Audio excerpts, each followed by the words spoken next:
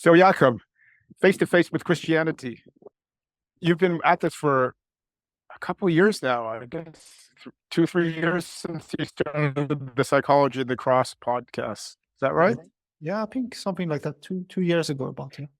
Yeah, and it's easily the most intensive engagement with Jung on Christianity, at least on the internet. So, what is it that attracted you to this very specific topic in Jung?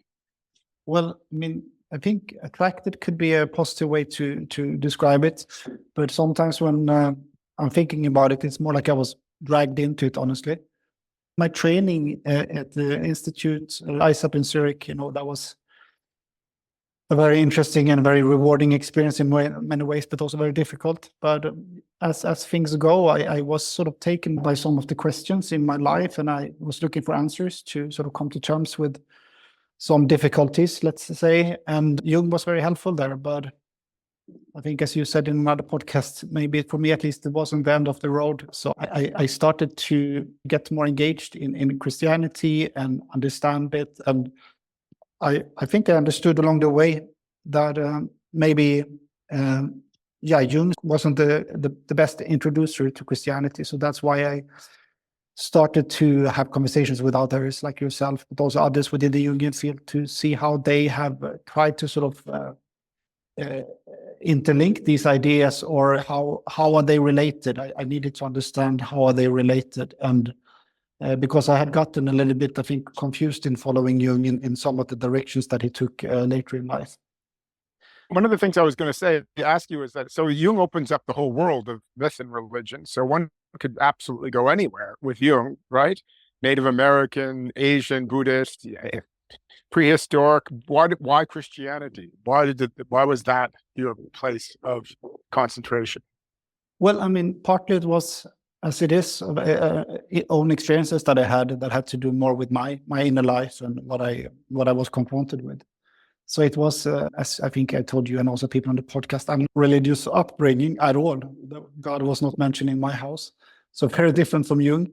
So it was, those were the, let's say, the images or the experiences that I had, and they were pointing in this direction. So that's why that became important for me. But also on a more intellectual level, I tried to understand Jung. And as we said many times in the podcast, to understand Jung, you need to sort of engage with Christianity on some level. And I wasn't served that during my training, although someone like Murray Stein, of course, he had researched it, but it was a training where Christianity was not spoken of, or if it was spoken of, it was kind of quite often directly Jung's view on Christianity or Christ, reducing it at times at least to something became a part of his theory. So that's where I wanted to open a space for having these conversations. And I had them with myself, but, by reaching out to Murray Stein and yourself and others, I suddenly had this room where I could engage with these questions with people who spent a lot of time with it. So that's been very, very rewarding. And I guess this book is just the fruit of that. So it's interesting that you say that you've got to understand Christianity to understand Jung, and not every Jungian is aware of that or would even agree with that, I don't think. So that's a pretty specific and important point, I think. So and as you went deeper into this discussion with Jungians and theologians and scholars, how did that insight develop? How did it change? Did you confirm that Christianity is essential to Jung? Is it even more essential than you thought? How would you characterize now Jung's relationship to Christianity after the book? Well, I think that what has become more clear to me is that I believe if we would give Jung another 20 years, I think he would have continued his focus on Christianity and maybe come to different conclusions. So my sense is that Jung's project is kind of unfinished in that regard. It's not unfinished as a psychological theory. It's very rich and it's very rewarding and it's very helpful as it is, and you can use it in many different ways. And it's not, you don't have to be a Christian to get great benefits from Jung's teaching in no way. So that in that way, he created some sort of science, or at least humanistic science, that is helpful, I think, for most.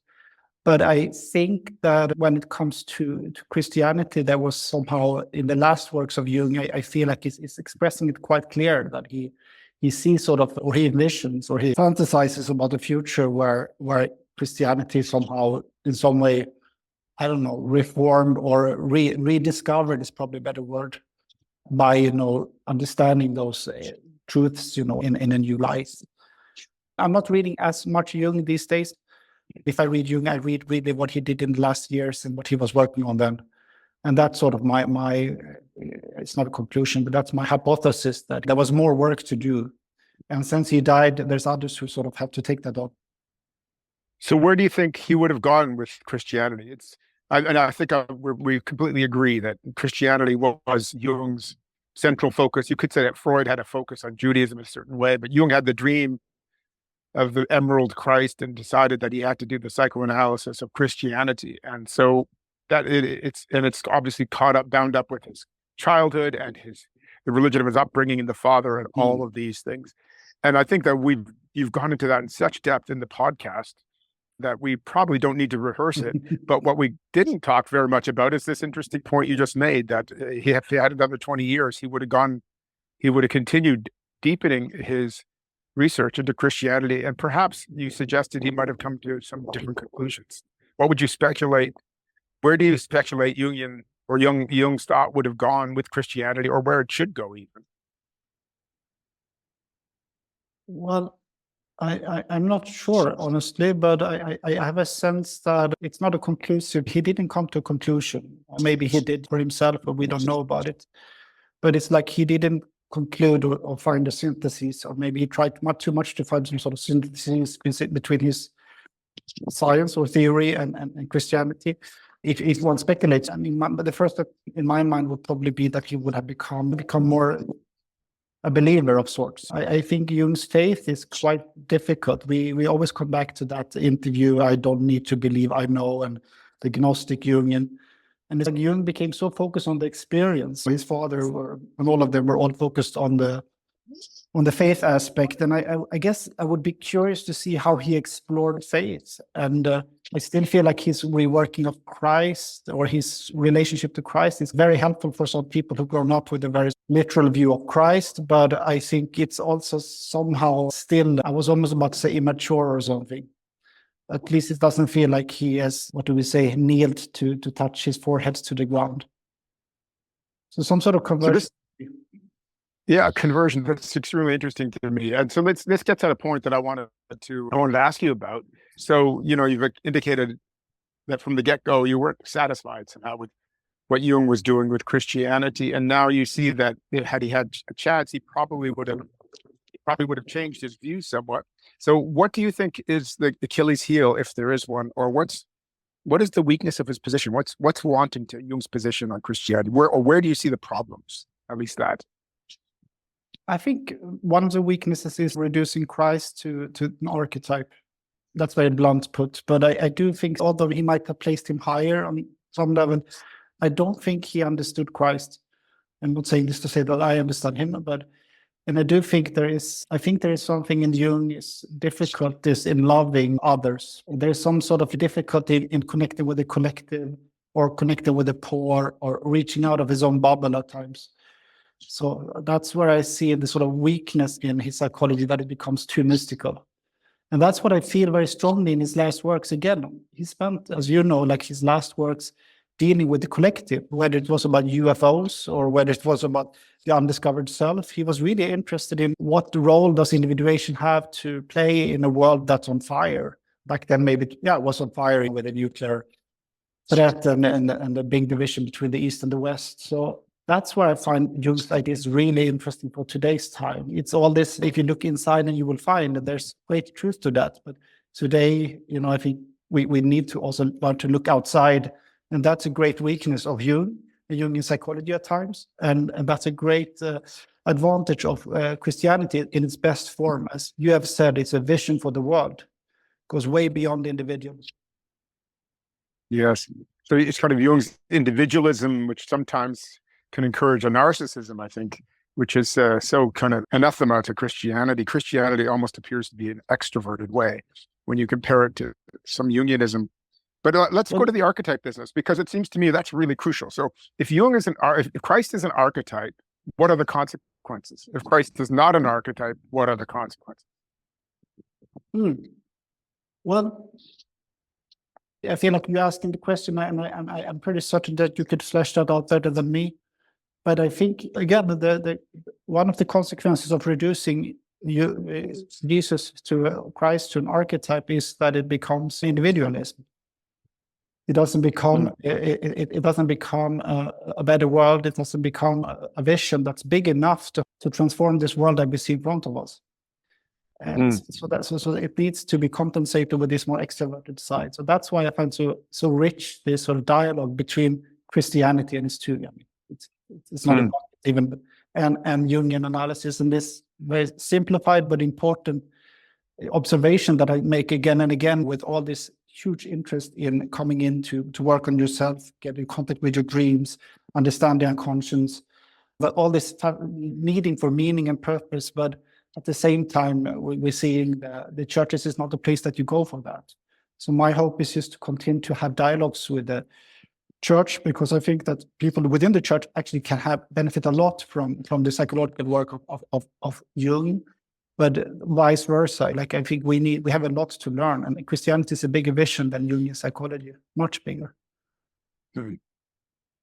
Christianity is bigger than Jung. Sounds about right. So now you've talked to some of the leading voices in the field. People have different takes on this. From let's say for me, Murray Stein is much more orthodox Jung in this regard, and somebody like Paul Bishop is has this broad scholarly perspective on the whole thing. And I think I've got a bit of a theological voice in the company. So do you see any broad consensus or lines of agreement forming, or do you see how would you characterize the field of inquiry into Jung and Christianity now that you've done this really comprehensive survey? Is there a couple schools you'd like to identify, or a couple themes around which people seem to be gathering? How would you position the community right now?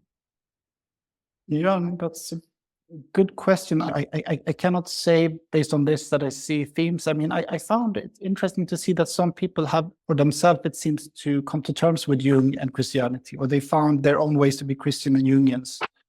I think also for myself, that's easier these days.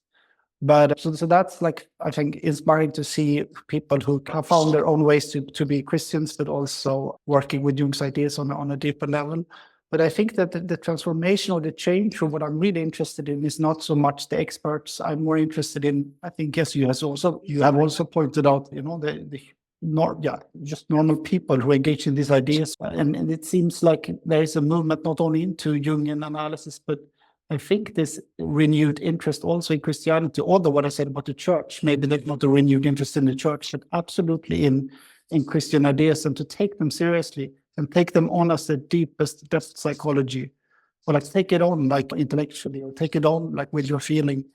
That's what I'm interested, I think, to continue to explore, like just people, and maybe more like listeners or analysants, and how these ideas can be carried onward and forward. As Jung said, that there is something in Christianity that holds the seed, he says, of the future. It holds the seed, and it has to be, yes, you also stated, in constant renewal. And I think Jung has a role to play there. But I mean, I had a conversation the other day again with Don Carveth that you also spoke to, and there's interesting work also in other fields. And it seems like, that maybe there's an opening up, not to create one conclusive school or necessary path, but just making it easier for people to work through these ideas and come to their own conclusions. And I think we've done some work there, in the last years, also helping people who got as lost as I did, reading Christianity through the lens of Jung. Mm-hmm. So you seem to be a voice who, you're not entirely alone in this, but you're not the mainstream, who believes that Christianity is not over, but that it's got a future, and that there is a renewal of interest broadly in religion, and in the new generation, and maybe even more so a renewed reassessment of Christianity, which was, the baby boomers give it a pretty bad rap. So you seem to be part of a kind of wave that would include other voices on the internet. Can you say a little bit more about, what you think what the future of Christianity could be, or why Christianity is so unignorable even in a secular European context?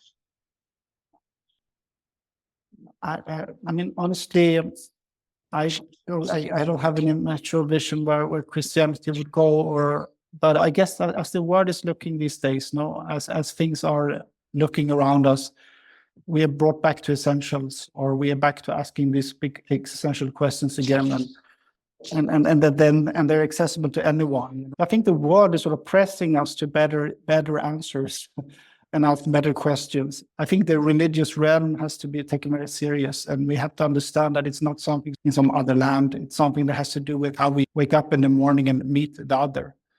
And that's where I feel like psychoanalysis is a practice that can help people with that. And Christianity can be a way to live one's life truthfully. But again, I've seen also terrible examples where Christianity is done the opposite, and where I had to work, for example, with persons in analysis who've been destroyed by ideology. I just know that for me, that there is some truth there, and I don't know if there is a vision for the future. I think we see also very bad examples of Christianity used in the service of right-wing parties in Europe. And in the US, as we discussed. So it's a very complex thing, but I think there's room to engage with it, both as you've been doing, like very critically, but also with love and appreciation and with knowledge about its deep impact. Yeah, because there's some enthusiasm for Christianity that's coming from the right, and it's more of an enthusiasm for the church or for a certain kind of traditionalism that, for whatever reason, people want to return to. And you don't seem to have much to do with that. So it's almost as though you want to say, Christianity first, then maybe church. Would you agree with that? Yeah, I mean, that I'm very interested in the church and understanding the role of the church today and what we discussed in Secular Christ. But I think many people have difficulties in that. But the Christian ideas, they are free and they're available. And now they also teach, or you can find really good teachers online who can help you to understand in what way this has an importance for today, or people who can view it more symbolically, like this Jonathan Pagel, or maybe Jordan B. Peterson for some people. But the church is, something that I'm very, very interested in, to continue to see how the church again could maybe bring in some more of ideas from depth psychology. Yeah, I think it could be rather helpful. But I'm not sure, again, the church is a very broad term, but I guess many people are not seeking the church, but they're seeking healing or salvation. But of course, also community. Community is something that I hear again and again people long for, and I don't know if the church will continue to be that place, or if it will take a different shape. I guess we'll have to wait and see. Yeah.